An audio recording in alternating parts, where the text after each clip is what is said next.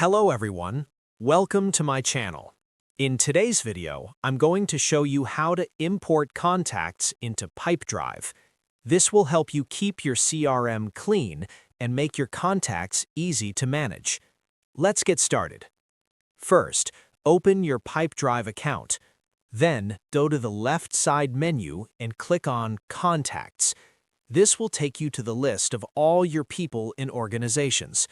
At the top of the page, click on the Add Person button. Then, click the small drop-down arrow next to it and select Import Data. This will open the Import section where you can upload your file. Before uploading anything, click on Download Template File. This template shows the correct format that Pipedrive expects. Open the template and start adding your contact information. Make sure each contact is on a separate row. Include important details like first name, last name, organization, email, and phone number. Do not change the column headers and avoid merging cells. Also, keep your data clean and consistent. For example, use the same format for emails and phone numbers.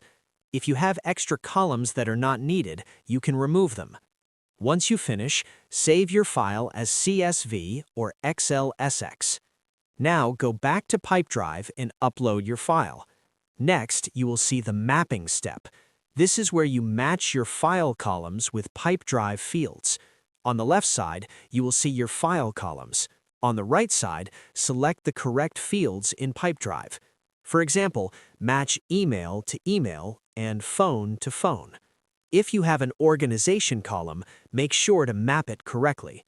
Take your time here because correct mapping ensures your data is accurate. Once everything looks good, continue and start the import. After a few seconds, your contacts will appear in your list. That's it. You have successfully imported your contacts into Pipedrive. Thank you for watching. Don't forget to like, share, and subscribe to my channel. See you in the next video.